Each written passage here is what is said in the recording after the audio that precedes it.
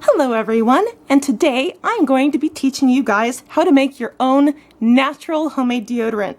What is awesome about this is you can avoid any toxins, metals, like talc, aluminum, things that are going to create cancers and Alzheimer's, things that are very harmful for your body. You don't want to have anything harmful like that against your skin, especially considering that underneath our arms, we have lymph nodes, and those are designed to drain and cleanse our bodies. So this is much, much better, much healthier for you guys, and chances are you probably have it in your own, all the ingredients in your own cupboards. Now I picked this deodorant tube up on Amazon. It came in a bunch. It was awesome. And on the bottom there, I just partially filled this one, and you can put a cap on there so everything's sealed up.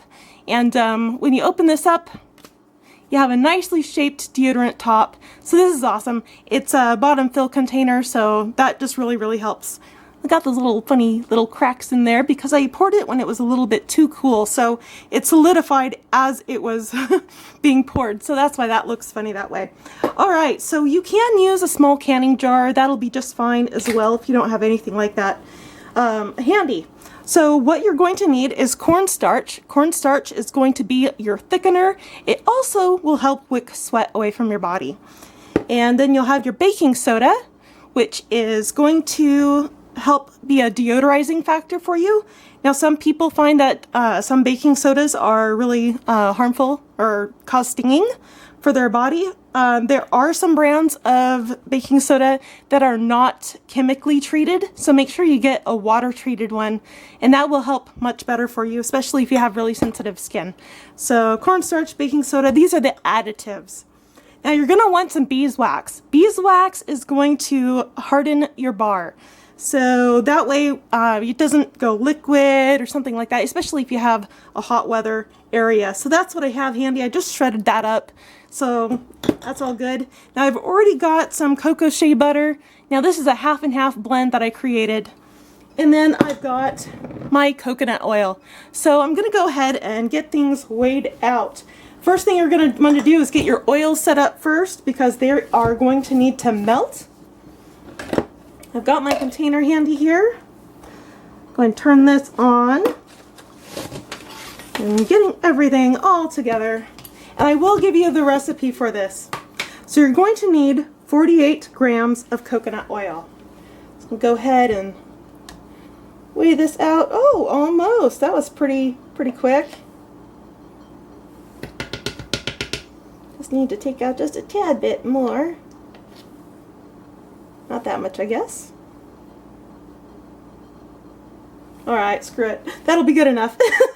You don't have to be exactly accurate, but you can if you want to. So I'm just going to go ahead and call that 48 grams of coconut oil. Alright, then I've got my cocoa and shea butter blend, and I'm going to need 24 grams of this guy. So making sure I have everything all done up like I need to.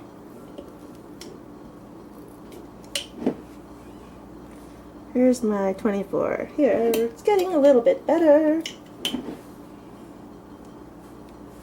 Getting closer. 20, 21, 22.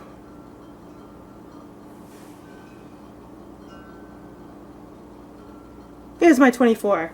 Alright, so I've got 24 grams of my cocoa and shea butter. Now I also need, I'm going to go ahead and tear that out so it goes back to 0. Now I need 24 grams of beeswax.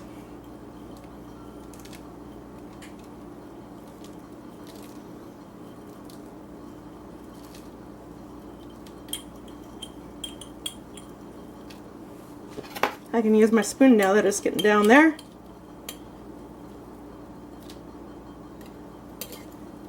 A little bit more to go, 22.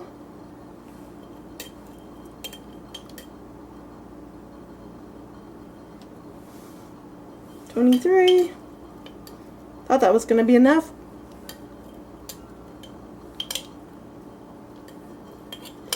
And 24, that's good. Alright, so now I'm going to set this in a pot so everything can melt. You want to make sure all of this stuff is melted really, really well before you go ahead and add your powders to it. Excuse me a minute, I know I'm out of frame. I'm just gotta empty this all out into my pot so it can melt. Alrighty, that's going. Alright, now I'm gonna go ahead and tear this back out again. I'm going to get another spoon here, because now I'm going to add my baking soda. I'm going to need 12 grams of baking soda.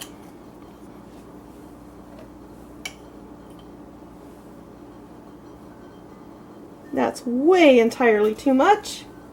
What was I thinking? I don't need that much, dang it.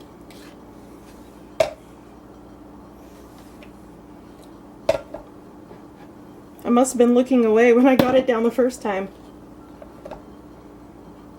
Alright, 12 grams of baking soda. Go ahead and tear that back out. Now I'm going to use 6 tiny grams of cornstarch. So I'm going to really watch it this time.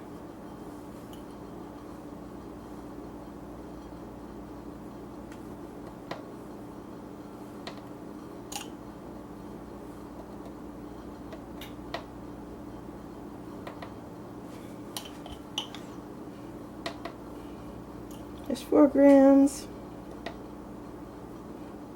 5.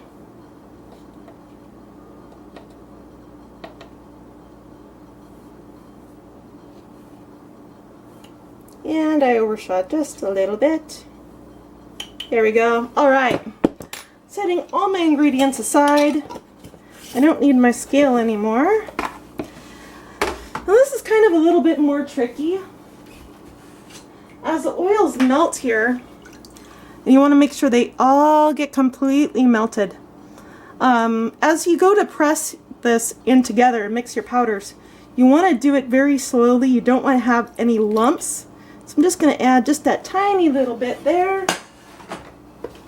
I didn't grab my spatula. I should have had that handy. I'll just grab this one. That'll work. So you want to just kind of mix it and then just kind of press it up against the side. Make sure you don't have any lumps or bumps or anything like that. You don't want to have any of that chunky stuff. You want it to be nice and smooth consistency there. Scoop and swoop.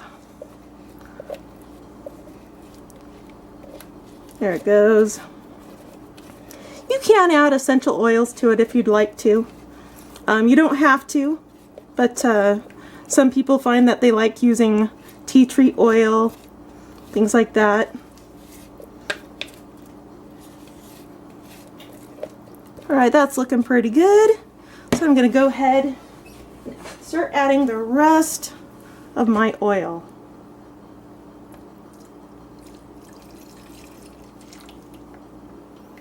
There it goes. Make sure that's all in there. And just go ahead and just mix it the rest of the way. This is still pretty hot, and what I found that I like doing is when I have my deodorant tubes, I like to let it thicken up and cool down just a little bit, so that it kind of makes sure that there's no leaking or anything like that. And you don't want to have any of that. But today I'm just going to put this little bit here inside my 4-ounce canning jar, because I think that all of this will fit in there nicely. And as you can see, it's still pretty liquid, but there's no lumps or anything like that in there. So if you use that method, it really kind of helps to break everything up and smoothly, just gets everything dissolved and incorporated well.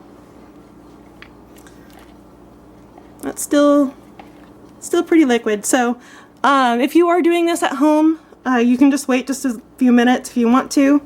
I'm just going to go ahead and pour it into my jar.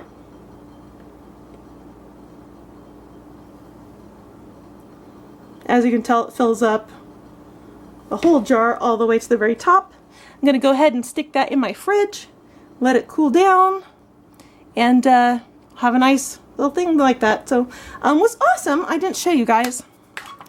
On this tube, it goes on really, really smooth. It goes on clear. You don't have any residues or anything like that on there, and it works really, really well. So I hope this helps you guys, and I hope you enjoyed this video. Have a good one. Bye now.